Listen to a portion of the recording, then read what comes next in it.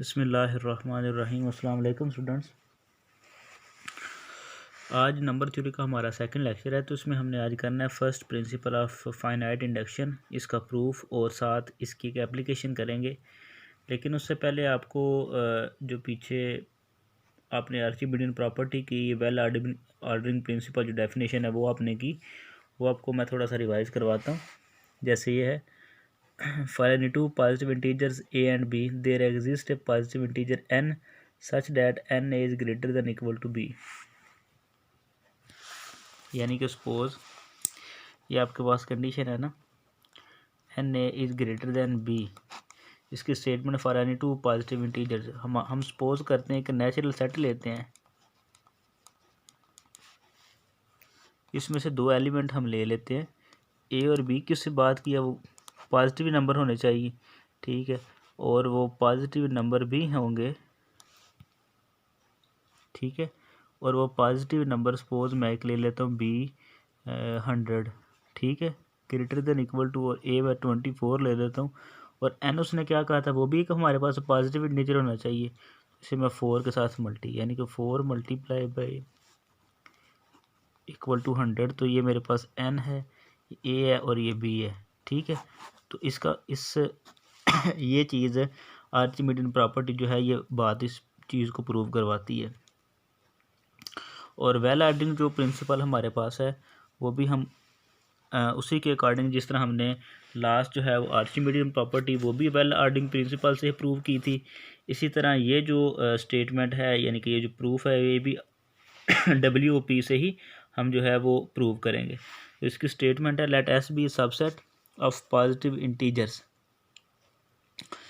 S जो है वो मैं सबसेट होगा, कोई नेचुरल नंबर का सेट है, ठीक है। ये वैसे जो आपकी बुक में प्रूफ है ना, वो ये बात नहीं लिखी हुई। हैविंग द फॉलोइंग प्रॉपर्टीज, पहली कि 1 is belongs to S whenever K belongs to S and K + 1 belongs to S, then S is equal to N। इसका मतलब ये है कि कोई सबसेट हो पॉजिटिव इंटीजर्स का, तो वो पॉजिटिव इंटीजर्स, वैसे तो मैंने आपको बताया था जो इंटीजर है सेट है उसको z से रिप्रेजेंट कर दे, और पॉजिटिव इंटीजर्स z+ होता है, ठीक है। और नेचुरल नंबर भी हमारे पास पॉजिटिव इंटीजर्स ही होते हैं। तो जो S है वो सबसेट है एन नेचुरल नंबर्स का, ठीक है। और जो S है उसमें से जो नेचुरल नंबर का, क्योंकि ये लीस्ट एलिमेंट इसका सबसे 1 है, तो 1 बिलोंग कर रहा है S के साथ।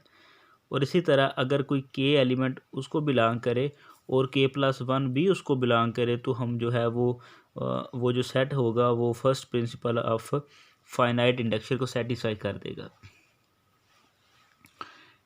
ये असल में हमने वेल ऑर्डरिंग प्रिंसिपल से ही प्रूव करना है, लेकिन बात यह है कि क्योंकि ये ऑलरेडी एक स्टेटमेंट है, ये प्रूव है, तो इसे हम कंट्राडिक्शन मेथड से अप्लाई करेंगे। इसलिए आपको एक बात याद रखें कि थ्योरम्स को रट्टा नहीं लगाना, आप लोगों को पहले स्टेटमेंट की समझ होनी चाहिए, उसके बाद आपको ये पता होना चाहिए कि इसके ऊपर कौन सा हम ऐसा मेथड अप्लाई करेंगे जिससे ये हमारे पास जो थ्योरम है ये सेटिस्फाई कर दे, प्रूव हो जाए। क्योंकि थ्योरम्स को रॉन्ग हम कंट्राडिक्शन मेथड इसलिए करते हैं क्योंकि इनकी जो कैलकुलेशंस है ना वो बहुत लेंथी हो जाती है। हम कंट्राडिक्शन से मेथड से करते हैं क्योंकि उससे कोई चीज़ जो है वो रॉन्ग सपोज करते हैं, उस इन दी एंड हम ये कह सकते हैं कि our supposition is wrong, so theorem statement is true. यहाँ पर भी मैं क्या करूँगा, सपोज ये लिखा हुआ है n is equal to S is equal to n, ठीक है। लेकिन यहाँ पे मैं सपोज कर देता हूँ कि S जो है वो हमारे पास जो सबसेट है n का, वो n के इक्वल नहीं है। तो एक हम कंसिडर यहाँ पे करेंगे एक सेट क्या कंसिडर करेंगे, n, और n जो है वो बिलोंग कर रहा है नेचुरल नंबर से, और जो उसका एलिमेंट है वो S में से नहीं है, ठीक है। उसकी वजह ये है क्योंकि हमने यहाँ पे सपोज किया हुआ है कि ये दोनों जो है वो आपस में डिस्टिंक्ट सेट हैं। अगर ये डिस्टिंक्ट सेट्स हैं हमारे पास, तो यहाँ पे n जो हमारे पास इसका एक एलिमेंट होगा, वो ऑब्वियसली अगर उसका कोई ना कोई एलिमेंट तो होगा, नेचुरल नंबर है, तो अगर उसका कोई ना कोई एलिमेंट है तो इसका मतलब जो t हमारे पास सेट होगा वो नॉन एम्प्टी है। अगर वो नॉन एम्प्टी है तो इसका मतलब नेचुरल नंबर का है, तो t कंटेन्स पॉजिटिव इंटीजर्स अगर नॉन एम्प्टी भी हो, वो पॉजिटिव इंटीजर्स भी कंटेन करे, तो वो वेल ऑर्डरिंग प्रिंसिपल के अकॉर्डिंग कंटेन्स ए लीस्ट एलिमेंट m, अपने अंदर जो एलिमेंट है वो कंटेन करेगा। जैसे उसकी ये जो स्टेटमेंट थी आपकी, every non empty set of non negative integer यानी कि पॉजिटिव इंटीजर्स कंटेन्स ए लीस्ट एलिमेंट। ठीक है, तो यहाँ पे भी वही बात है कि हमने जो सेट कंसीडर किया हुआ है, एक तो वो नॉन एम्प्टी है, दूसरा पॉजिटिव इंटीजर्स को कंटेन करता है, तो ऑब्वियसली फिर वो क्या करेगा, एक लीस्ट एलिमेंट को भी अपने अंदर रखेगा, और वो लीस्ट एलिमेंट मेरे पास क्या है m, और जो m है वो s से बिलोंग नहीं करता। उसकी वजह क्योंकि ये दोनों नॉन एम्प्टी सेट है, और जो t का जो एलिमेंट है लीस्ट, वो तो नेचुरल नंबर्स को बिलोंग करता है, पॉजिटिव इंटीजर्स को बिलोंग करता है। तो इसका मतलब कि जो m है वो ग्रेटर देन होगा s से। उसकी क्या वजह है, इससे क्यों ग्रेटर है, क्योंकि हमने यहाँ पे कहा हुआ है कि 1 बिलोंग करता है एस से, जो इस थ्योरम की स्टेटमेंट में है। इस वजह से m उससे ग्रेटर होगा। ठीक है, अगर m उससे ग्रेटर है, ये m-1 वो भी ग्रेटर होगा। अगर ये पॉजिटिव नंबर है, ठीक है, तो m उसका लीस्ट है, तो फिर m-1 उससे जो लेस होगा वो इसमें कंटेन नहीं करेगा, क्योंकि इसका लीस्ट जस्ट m जो है वो इस सेट का लीस्ट एलिमेंट है। तो अगर उससे भी कोई लेस होगा तो वो t में बिलोंग नहीं करेगा, वो s से बिलोंग करेगा। अगर s से बिलोंग कर रहा है तो फिर यहाँ पे मैं क्या करूँगा, अगर ये s m-1 इससे बिलोंग कर रहा है तो उससे कोई एक m, उसमें कोई मैं एक चीज़ ऐड कर दूंगा तो वो भी s से ही बिलोंग करेगा, उससे थोड़ा सा बड़ा। तो -1 +1 दोनों कैंसिल हो गए। इसका मतलब m भी जो है वो भी s से बिलोंग कर देगा। लेकिन यहाँ पे क्या था कि m जो है वो s का एलिमेंट नहीं है, और यहाँ पे साबित हो गया कि m s का एलिमेंट है। इस वजह से it is contradiction our supposition is wrong, hence theorem is proved. यही जो है वो कंट्राडिक्शन मेथड से प्रूव करना होता है। इसके अलावा जो फाइनाइट इंडक्शन है ना, असल में ये जो है ना, कोई भी ऐसा क्वेश्चन जो किसी पैटर्न पे बनाया गया हो, या कोई उसका कोई पैटर्न हो, जैसे अभी हम एक एप्लीकेशन करते हैं इसकी 1 + 2 + 3 up to so on +n, ठीक है, n × n + 1/2 फिर ये भी एक ख़ास पैटर्न से ही बनाया गया है। इसके अलावा मैं आपको एक एग्जांपल देता हूँ। जैसे हम आप सपोज़ कर लें कि कोई 50 बुक्स जो हैं वो इस तरतीब से पड़ी हुई हैं, ठीक है, कि अगर एक को गिराया जाए ना तो दूसरी भी गिर जाए, और 50 बुक इस तरतीब से गिरी गई है अगर रखी गई हैं, तो यानी कि अगर हम पहली को क्लिक करें तो सारी की सारी बुक्स जो है वो गिर जाएंगी। तो इसका मतलब ये है यहाँ पे कि हम करेंगे क्या, अगर ये तो 50 हैं तो हम इन्हें काउंट कर सकते हैं, जैसे वो फासले पे रखी जाती हैं, एक बुक को गिराओ, दूसरी, तीसरी, चौथी, पांचवी, सारी की सारी गिर जाएंगी बुक्स। तो हम करते क्या हैं, अगर यहाँ पे 500 बुक्स हों, 5000 बुक्स हों, या 5 लाख बुक्स रखी जाएँ, ठीक है, तो हम करेंगे क्या कि सारी के सारी एक फासले पे रखी गई हैं, तो हम यहाँ पे सपोज़ हम 25 को चेक करेंगे, के को चेक करेंगे यहाँ पे, और फिर 26 को चेक करेंगे, यानी कि के +1 को।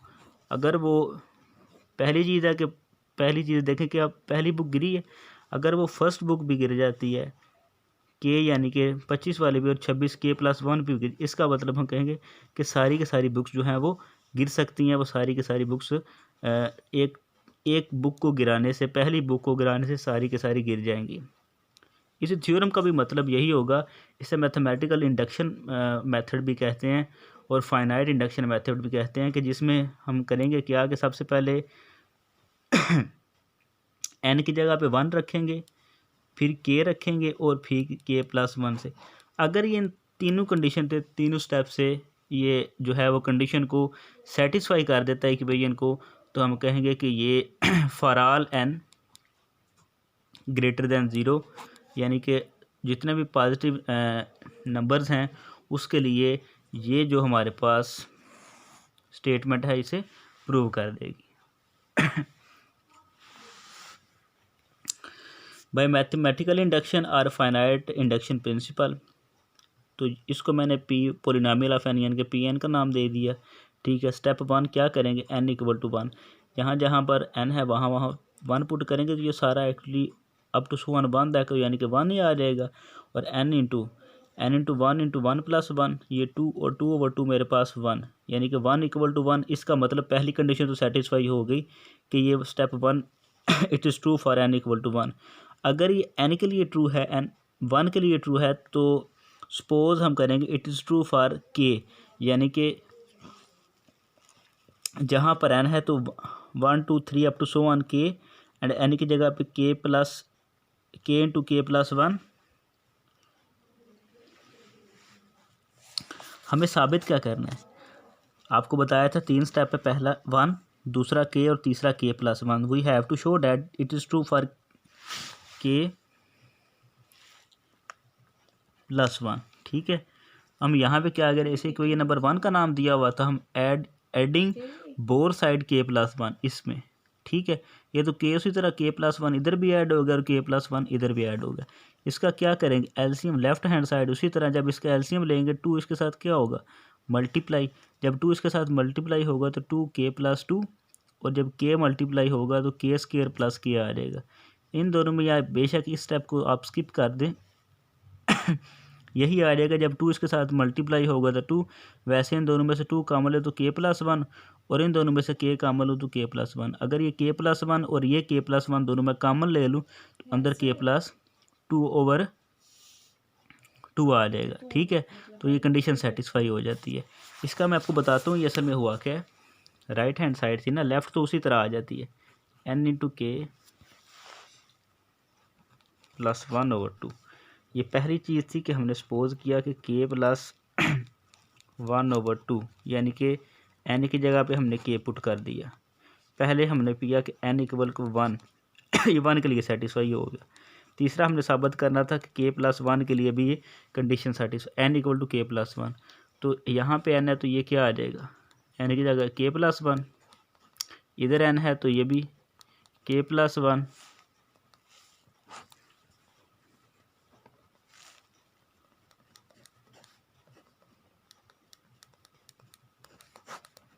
यहाँ पर n है तो n की जगह पे k प्लस 1, तो 1 प्लस 1 क्या बन जाएगा, k प्लस 2, और ये क्या बन गया, k प्लस 1/2। अगर ये रिज़ल्ट हमारे पास आ जाता है तो हम कहेंगे इसने k प्लस 1 के लिए भी ये ट्रू होगा। तो यहाँ पर देखें, ये दोनों जब कॉमन लिया तो k plus 1 into k plus 2/2, तो इसका मतलब यह है it is true for n equal to k plus 1, hence the given statement is true for all n is greater than equal to 1। ठीक है, तो ये तमाम n जो 1 इक्वल होंगे n या उससे बड़ा, जितने भी कंडीशंस आएंगी, नंबर्स होंगे नेचुरल नंबर, यानी कि ये तमाम नेचुरल नंबर के लिए ये जो हमारे पास कंडीशन है ये ट्रू होगी, और यही फाइनाइट इंडक्शन प्रिंसिपल है। तो ये 2 क्वेश्चंस हैं मैंने आपके लिए, आप लोगों ने खुद करने हैं। ठीक है।